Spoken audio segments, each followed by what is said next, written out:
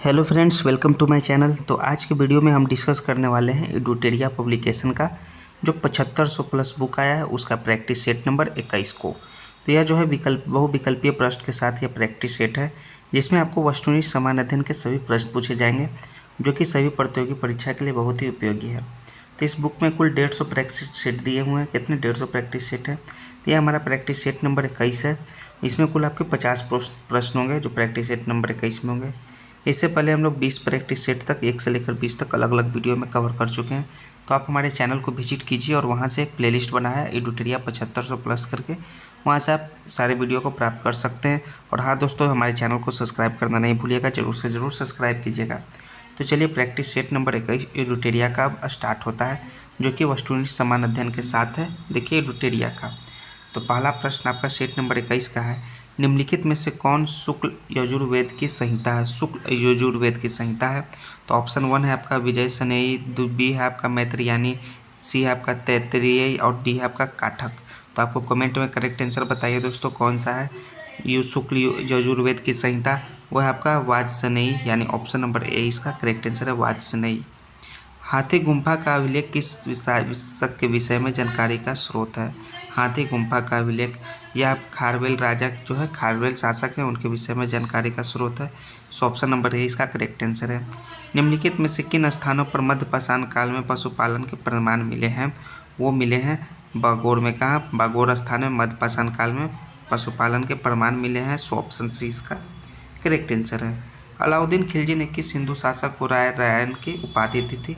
राय Ryan की उपाधि दिए थे रामचंद्र देव को, यानी ऑप्शन नंबर ए इसका करेक्ट आंसर है।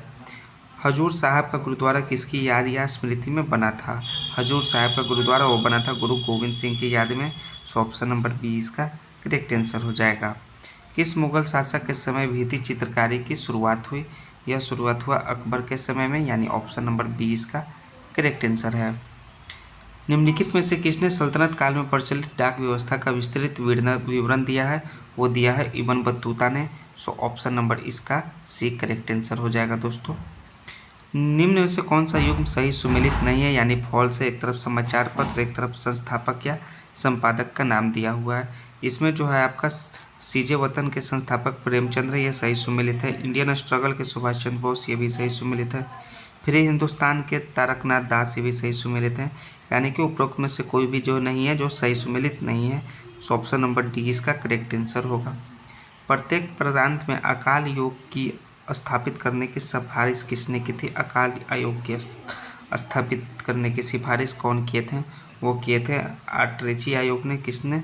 अस्ट्रेची आयोग ने, यानी ऑप्शन नंबर इसका सी करेक्ट आंसर होगा। भारतीय राष्ट्रीय कांग्रेस का दूसरा अधिवेशन 1886 ईस्वी में किस स्थान पर आयोजित किया गया था? यह आयोजित किया गया था दोस्तों ना ही इलाहाबाद में, ना ही मद्रास में, ना ही नागपुर में, यानी ऑप्शन नंबर डी इसका करेक्ट आंसर हो जाएगा। इनमें से कोई नहीं। वांडीवास के युद्ध में अंग्रेजी सेना का नेतृत्व किसने किया था? यह है वांडीवास का युद्ध, उसमें किए थे सर आयरकुट ने नेतृत्व, यानी ऑप्शन नंबर सी इसका करेक्ट आंसर है। शक्ति के विरुद्ध अधिकार की इस लड़ाई में मैं विश्व की सहानुभूति चाहता हूँ, गांधी जी ने उपरोक्त कथन कब और कहाँ कहा था?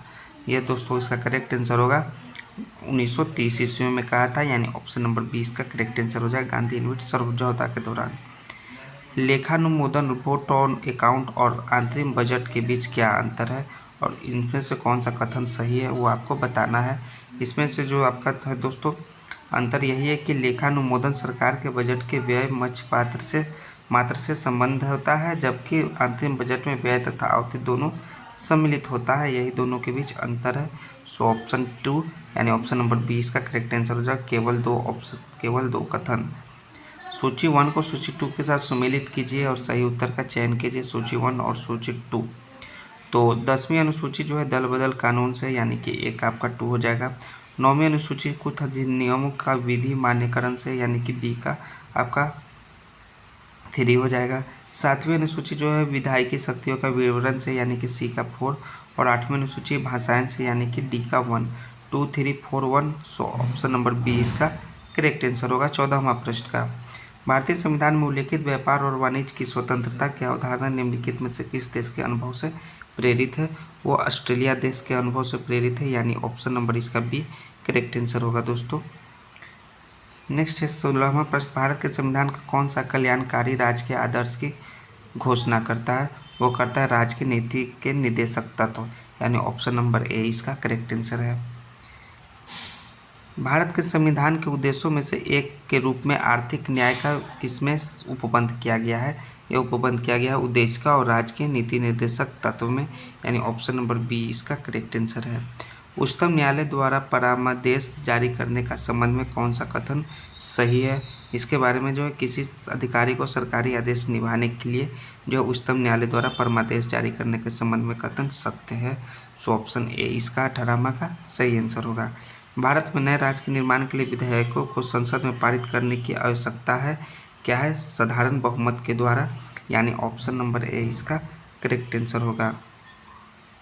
श्रीलंका के बाद भारत का दूसरा निकटतम समुद्री जो है पड़ोसी देश, श्रीलंका के बाद भारत का दूसरा वो है आपका इंडोनेशिया, निकटतम समुद्री पड़ोसी देश। सो ऑप्शन नंबर डी इसका राइट आंसर है। शून्य अक्ष अक्षांश तथा शून्य अक्ष देशांतर मिलते हैं, वो मिलते हैं अटलांटिक महासागर में, इसमें दोनों मिलते हैं। सो ऑप्शन नंबर ए इसका करेक्ट आंसर है। भारत की लैटेराइट मिट्टियों के बारे में निम्नलिखित में से कौन से कथन गलत हैं, यानी कि कौन सा स्टेटमेंट फॉल्स है, वो आपको बताना है 22वां प्रश्न में। इसमें दोस्तों दूसरा और तीसरा जो है आपका प्रश्न है वो जो स्टेटमेंट है वो फॉल्स है कि यह मिट्टी नाइट्रोजन और पोटास से समृद्ध होती है, यह कथन गलत है। और इनका राजस्थान उत्तर प्रदेश में अच्छा विकास हुआ, ये भी कथन गलत है। बाकी पहला और चौथा सही है। सो ऑप्शन नंबर डी इसका करेक्ट आंसर है। केवल 2 और 3 जो गलत कथन है। निम्नलिखित राष्ट्रीय जलमार्गों को उनके सही मार्ग के साथ सुमेलित कीजिए। 23वां प्रश्न वो है आपका राष्ट्रीय जलमार्ग 1 जो का कहाँ से सुमेलित है, वो सुमेलित है आपका हल्दिया से इलाहाबाद तक, यानी कि 1 का सी हो जाएगा। राष्ट्रीय जलमार्ग 2 ये सुमेलित है घुबरी से सादिया तक, यानी कि 2 का डी हो जाएगा। नेक्स्ट राष्ट्रीय जलमार्ग 3 उसका संबंध है कोट्टमपुरम से कोल्लम तक, यानी कि 3 का ए हो जाएगा। और आपका लास्ट बचा राष्ट्रीय जलमार्ग 9 उसका है आलापुझा से कोट्टयम आथरीराम पूजा नहर तक, यानी कि आपका डी का आपका 4 का आपका बी हो जाएगा। तो सी डी ए बी इस कौन ऑप्शन में दिया हुआ है, चलिए देखिए। तो ऑप्शन नंबर ए में इसका दिया हुआ है सी डी ए बी, तो ऑप्शन नंबर ए इसका करेक्ट आंसर हो जाएगा 23वां प्रश्न का। विश्व का सबसे व्यस्त एवं सबसे महत्वपूर्ण समुद्री मार्ग है वह उत्तरी अटलांटिक समुद्र मार्ग, जो कि विश्व का सबसे व्यस्त एवं सबसे महत्वपूर्ण समुद्री मार्ग है। सो ऑप्शन नंबर बी इसका करेक्ट आंसर है। 2011 के जनगणना के अनुसार निम्नलिखित में से किन राज्यों में नगरीय आबादी प्रतिशत सर्वाधिक है? क्या है? नगरीय आबादी प्रतिशत, ध्यान से पढ़िएगा, वो है गोवा राज्य में। कहाँ? गोवा राज्य में। सो ऑप्शन नंबर ए इसका करेक्ट आंसर है। भारत में कृषि को दुष्प्रभावित करने वाले मौसम का सबसे महत्वपूर्ण तत्व कौन सा है? कृषि को जो प्रभावित करता है वो है वृष्टि, यानी कि उसको वर्षा कहते हैं। ये जो है कृषि को सबसे ज़्यादा दुष्प्रभावित करता है। सो ऑप्शन बी इसका करेक्ट आंसर है। समान पुरुष तथा वर्णांध नारी से विवाह से बच्चे होंगे, कैसे बच्चे होंगे? वो बच्चे होंगे वर्णांध पुत्र और वाहक पुत्रियाँ होंगे, ये 2 तरह के होंगे, यानी ऑप्शन बी इसका करेक्ट आंसर है। ये आपके बायोलॉजी के प्रश्न यानी कि साइंस के प्रश्न आ गए। वैसोप्रेसिन को एंटीडायूरेटिक हार्मोन भी कहा जाता है। क्या है? वैसोप्रेसिन को एंटीडायूरेटिक हार्मोन भी कहा जाता है, क्योंकि इसका क्या कारण है? इसके कहने का कारण है कि यह मूत्र सर्जन को कम करता है, इस कारण इसे एंटीडायूरेटिक हार्मोन कहते हैं, यानी ऑप्शन सी इसका करेक्ट आंसर है। कशेरुकियों के मूत्र का रंग पीला क्यों होता है? उसके मूत्र का रंग पीला होने के कारण है यूरोक्रोम होता है, इस कारण यूरोक्रोम के कारण, यानी ऑप्शन नंबर सी इसका भी करेक्ट आंसर है आपका 29 का। निम्नलिखित में से कौन सा भाई बहन के बीच का भिन्नता का कारण नहीं है, यानी कि डिफरेंस होने का कारण नहीं है? वो है आपका संलग्नता, जो कि भिन्नता का कारण नहीं है। सो ऑप्शन नंबर सी इसका करेक्ट आंसर है। सेलवर्सन जिसमें आर्सेनिक होता है सर्वप्रथम किसके उपचार के लिए प्रयोग किया गया था? सेलवर्सन का उपचार किसके लिए उपचार के लिए प्रयोग हुआ था? वो हुआ था सिफिलिस के उपचार के लिए प्रयोग हुआ था, यानी ऑप्शन नंबर ए इसका करेक्ट आंसर होगा, जिसमें आर्सेनिक होता है।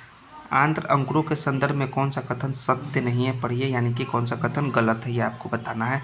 इसमें जो है आपका ये केवल वसाओं का पाचन करते हैं, ये कथन सत्य नहीं है दोस्तों, यानी ऑप्शन नंबर डी इसका राइट आंसर होगा। बाकी ये सभी कथन आपके सत्य हैं। थाइमस ग्रंथियों से निम्न में से किस हार्मोन का विमोचन होती है? विमोचन थाइमस ग्रंथि से कौन सा हार्मोन का? फटाफट कमेंट में बताइए दोस्तों कौन सा इसका होता है। वो होता है थाइमोसिन हार्मोन का विमोचन होती है, थाइमोसिन, यानी ऑप्शन नंबर सी इसका करेक्ट आंसर है 33वां प्रश्न का। निम्न में से कौन सा रसायन ताप पर पकाने वाले खाद्य पदार्थों में मधुरक के रूप में प्रयुक्त होता है, जो कि कैलोरी नहीं देता है उसका नाम है सुक्रालोस। क्या नाम है उसका? सुक्रालोस नाम है, यानी ऑप्शन नंबर इसका डी करेक्ट आंसर होगा। देखिए लिखा हुआ है सुक्रालोस, ऑप्शन डी में यहाँ टिक लगा दीजिए 34 प्रश्न में। क्या होता है जब दो पृष्ठों का बलपूर्वक दबाव बजाया जाता? क्या है? बलपूर्वक दबाया जाता है दो पृष्ठों को, तब क्या होता है? वो होता है घर्षण में वृद्धि हो जाती है।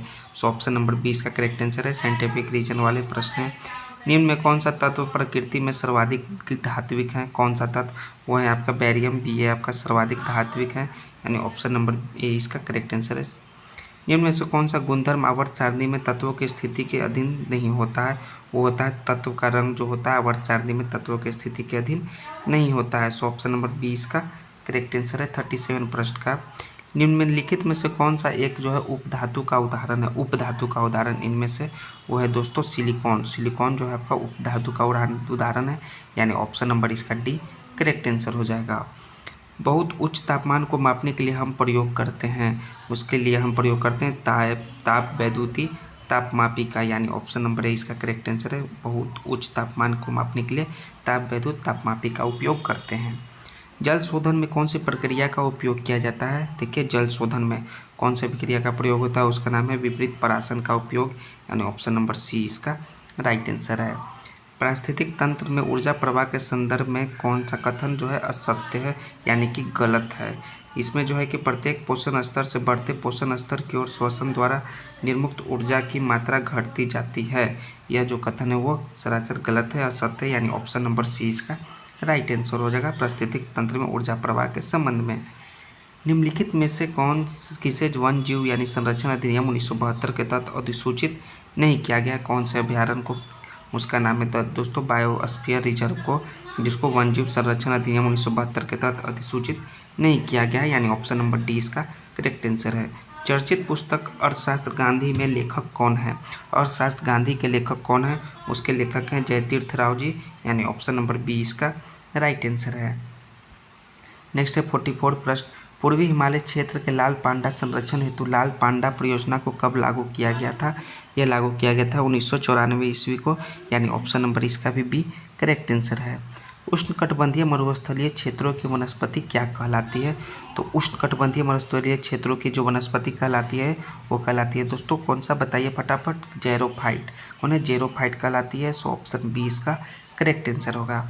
भारत डायनेमिक्स लिमिटेड का मुख्यालय कहाँ स्थित है? इसका मुख्यालय स्थित है हैदराबाद में, यानी ऑप्शन नंबर इसका ए करेक्ट आंसर हो जाएगा। किस देश के शोधकर्ताओं ने अदृश्य गैलेक्सी या ब्लैक गैलेक्सी की खोज की है?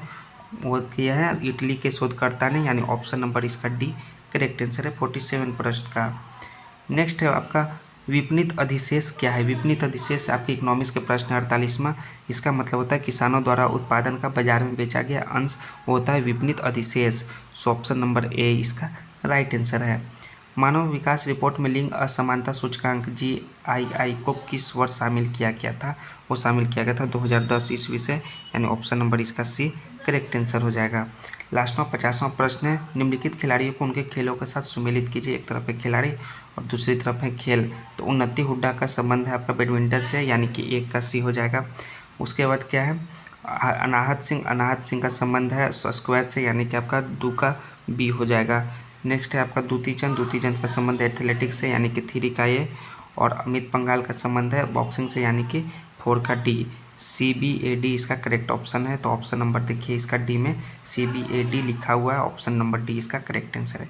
तो देखिए पूरे आपका 50 प्रश्न समाप्त हुए, जो कि आपके सेट नंबर 21 के थे। किसके? एडुटेरिया 7500 प्लस आपके वस्तुनिष्ठ समान अध्ययन के। तो दोस्तों हमारा ये वीडियो कैसा लगा हो प्लीज़ जल्दी से जल्दी चैनल को सब्सक्राइब कीजिए, दोस्तों के बीच शेयर कीजिए, ताकि जो है परीक्षा में किसी को लेट ना हो जाए सेट बनाने से पहले। तो चलिए दोस्तों हम लोग फिर नेक्स्ट वीडियो में मिलते हैं। जय हिंद दोस्तों।